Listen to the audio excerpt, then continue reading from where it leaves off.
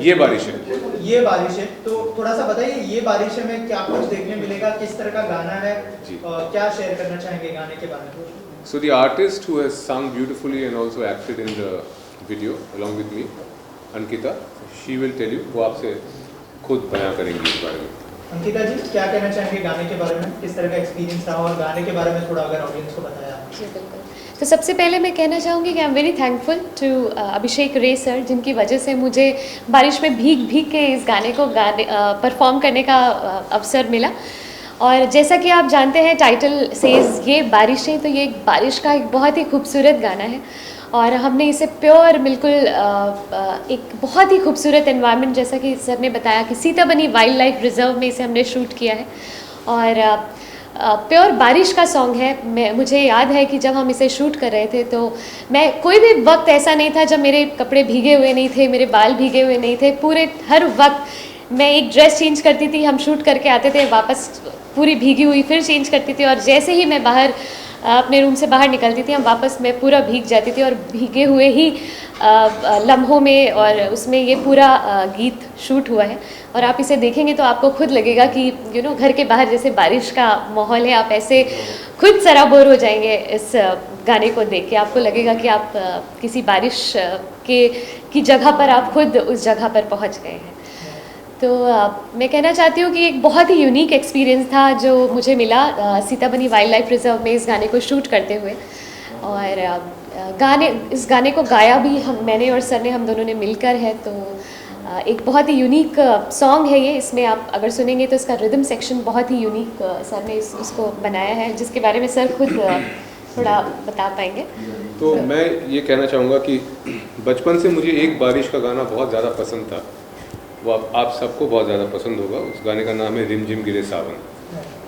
तो रिमझिम गिरे सावन का जो लता जी वाला वर्जन है, खासकर मुझे वो इसलिए पसंद है क्योंकि जिस तरह से वो गाना मंजिल फिल्म में शूट हुआ है, जिसमें बच्चन साहब और मौसमी एकदम बारिश में भीगते हुए अनायास बात करते हुए बारिश का मज़ा लेते हुए वो गाना शूट हुआ है उन दिनों।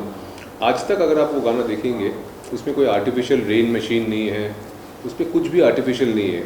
जुहू बीच आपके मरीन लाइंस में वो लहरें आ रही हैं और वो भीग रही हैं और बारिश हो रही है और पूरा गाना वैसे शूट हुआ है। तो तब से मेरा मन था कि कोई ऐसा दिन आएगा कि ऐसा कोई गाना बनाऊंगा मैं जिसमें वाकई बारिश में भीग भीग के, कोई आर्टिफिशियल रेन मशीन ये सब तामझाम ना हो, बादल हो, वाटरफॉल्स हो, बारिश हो। और वो एक मन में था, वो as a film maker, as a composer हमेशा से वो बात मेरे मन में थी कि ऐसा कोई गाना मैं शूट करूँगा यूं ही जैसे मंजिल फिल्म में वो रिमझिम गिरे सावन गाना था।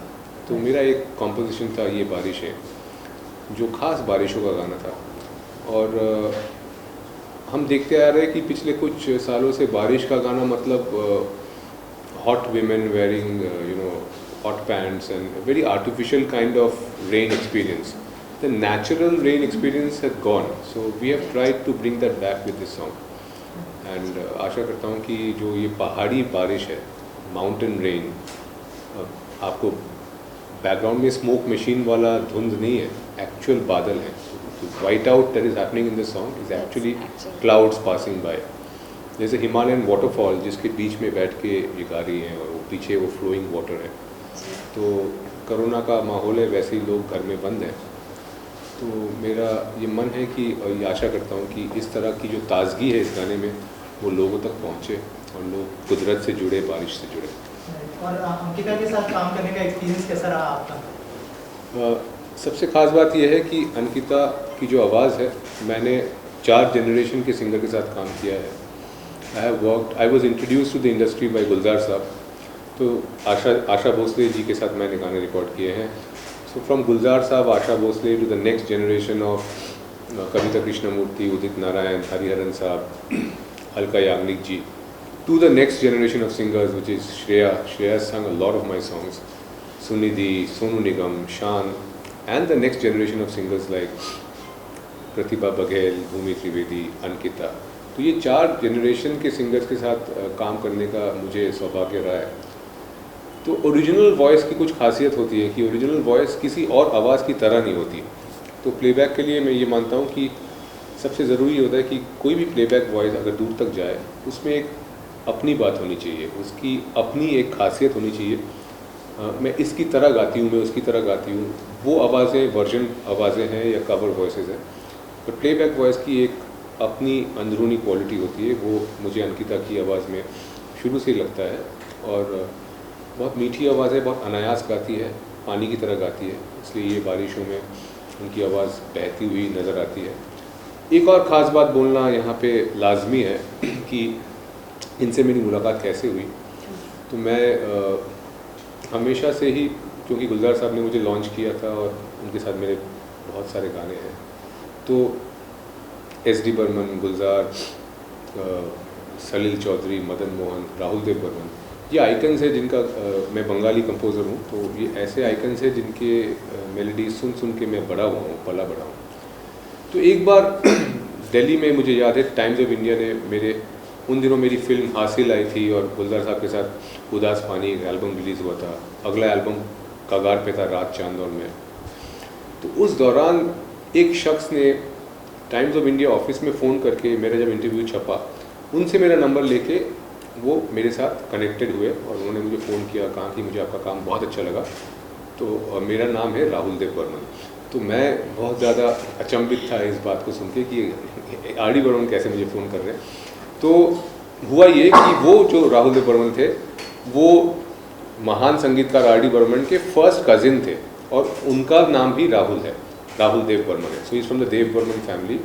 एंड उन दिनों से लगातार वो मेरे काम जो हैं वो ट्रैक करते आ रहे हैं। मेरी तमाम फिल्में लाइक पान सिंह तोमर, साहिब बीबी और गैंगस्टर, शागिर्द, हासिल, I am Kalam, welcome back, तो हर एक फिल्म में जो मेरे गाने आते हैं, जो बैकग्राउंड स्कोर्स होते हैं, वो हर एक चीज़ को सुनते हैं, परखते हैं और मुझे फ़ोन करके बोलते हैं, हाँ मुझे आप में मेरा भाई नज़र आता है, आप इस गाने को ऐसे क्यों नहीं किया आपने, आप उसको इसका अंतरे को ऐसे कर सकते थे, बैकग्राउंड स्कोर में आपने ये इंस्ट्रूमेंट क्यों नहीं यूज़ किया। तो कहने का तात्पर्य ये है कि वो बहुत बारीकी से मेरे म्यूज़िक को फॉलो करते हैं और उन्होंने मुझे बोला था कि मेरे पास एक आवाज़ है जो बहुत खूबसूरत आवाज़ है, मेरा आपसे ये रिक्वेस्ट है कि आप उनको एक बार सुनिए, उनका नाम है अंकिता।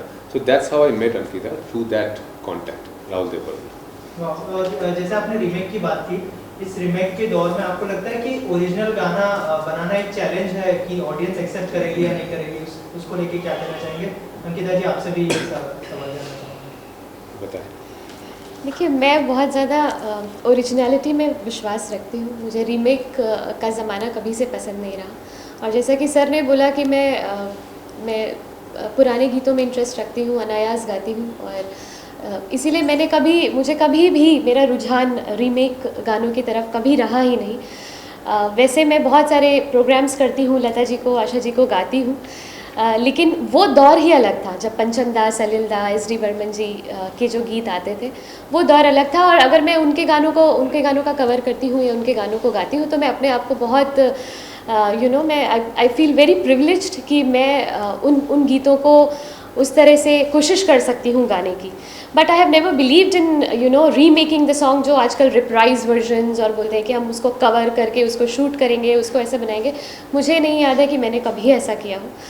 और मैं बहुत अपने आप को लकी समझती हूँ, very privileged, very lucky that I got to meet Abhishek sir, जिसके कारण मैं जिनके कारण मुझे ओरिजिनल गाने गाने का मौका मिला। और मैं कहना चाहूँगी कि ये बारिश है मेरा इनके साथ this is the fourth song that we have done together.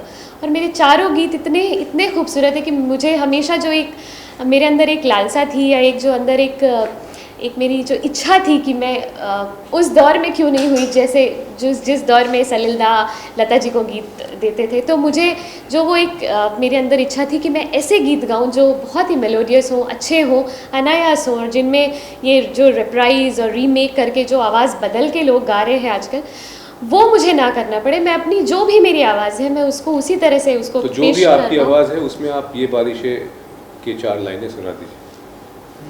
ये बारिशें हुई संदली, खुशबू जो तेरी खुली, ये ख्वाहिशें उड़ने लगी, तेरी लगन जो लगी,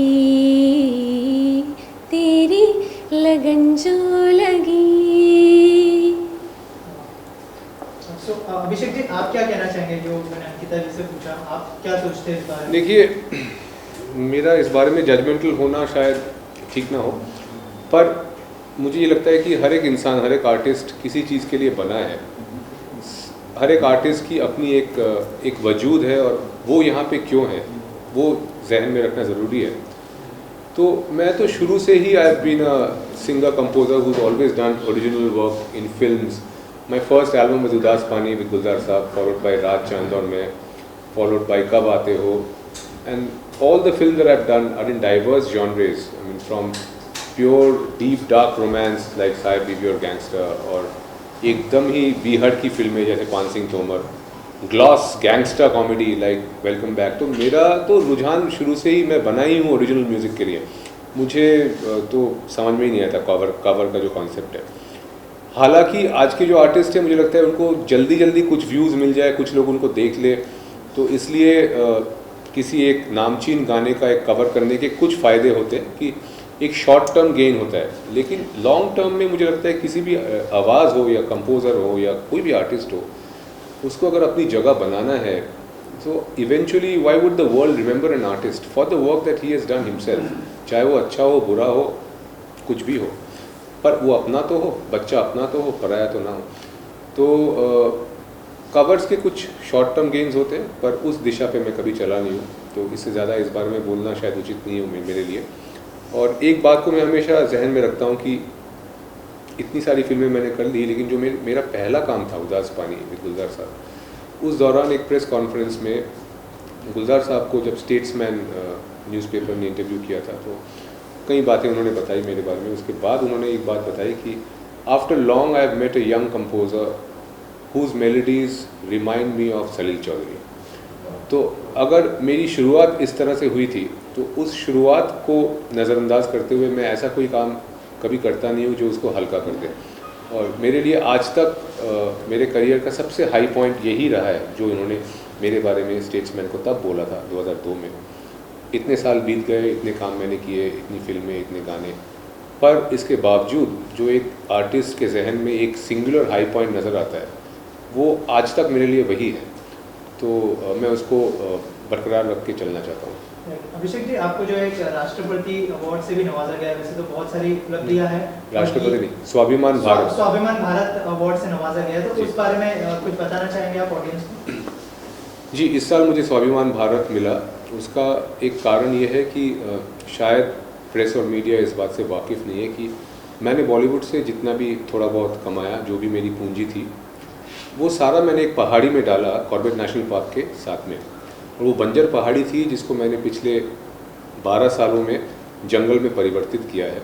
आज के डेट में वो एक घना जंगल है जिसका नाम है सीताबनी वाइल्ड लाइफ रिज़र्व। तो सीताबनी वाइल्ड लाइफ रिज़र्व मैंने फाउंड किया था 2008 की बात है, और तब से लेकर आज तक मैंने करीब 4,500 पेड़ लगाए वहाँ।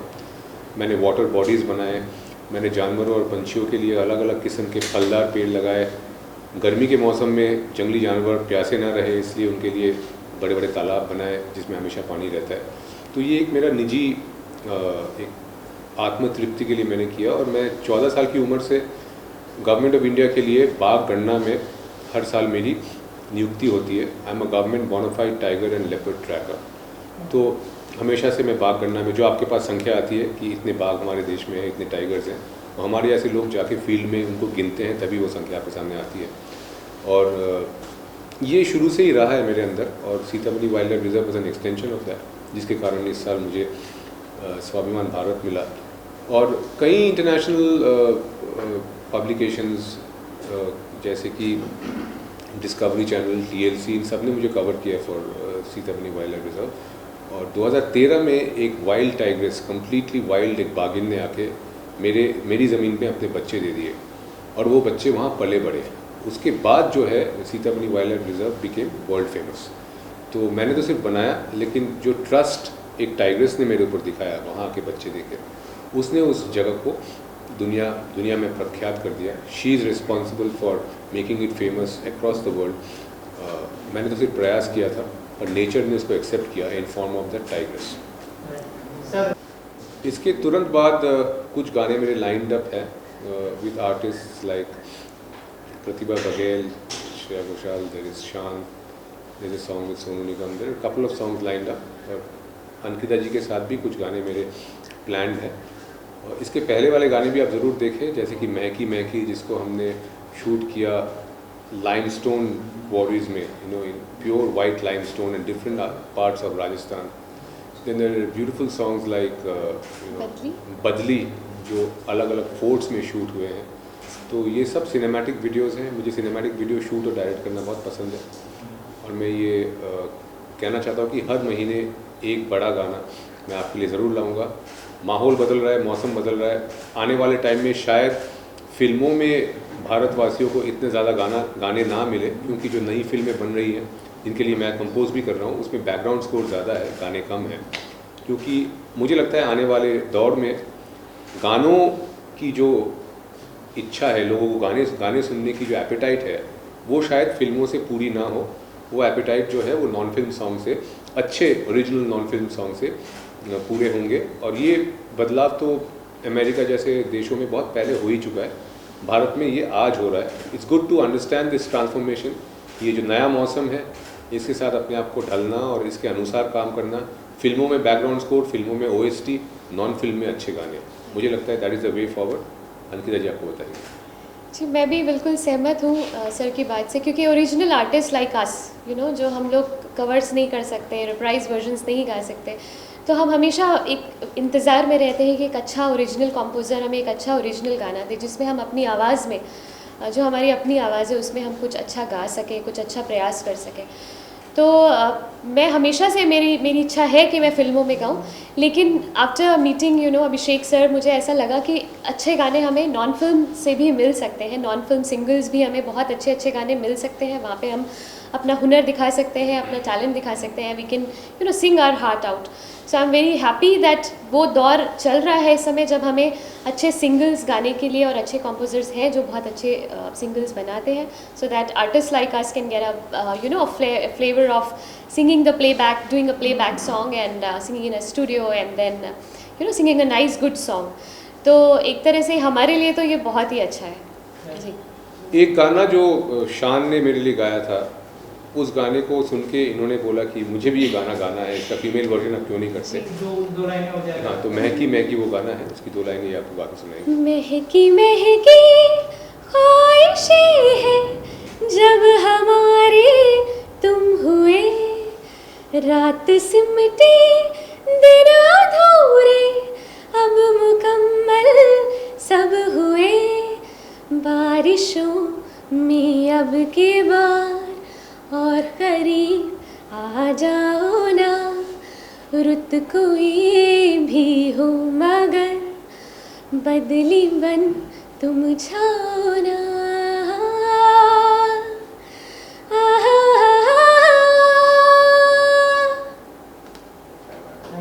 लास्टली आप लोगों से जानना चाहूँगा कि रियलिटी शोज के सिंगर के बारे में क्या सोचते हैं आप लोग, जो मतलब इतनी सारी पॉपुलैरिटी उनको एक रियलिटी शो से मिल जाती है, जैसे अभी पवनदीप जीते हैं इंडियन आइडल 12। मैं सबसे पहले तो मेरी हार्दिक शुभकामनाएं। Is a very very good singer, very talented singer. और ये जो बच्चे अपना सब कुछ छोड़ के एक रियलिटी शो को जीतने के पीछे लग जाते हैं, एक तरह से ये अपनी ज़िंदगी न्योछावर कर देते हैं म्यूज़िक के लिए, संगीत के लिए। तो it's a very good platform for people to reach the national audience immediately. तो एक उसका पॉजिटिव साइड ज़रूर है, और नेगेटिव साइड ये है कि उसके बाद क्या, और उसके बाद जो आप कहते हैं ना कि 4 दिन की चांदनी फिर अंधेरी रात, तो ये बात जो है ये एक घोर सच्चाई है।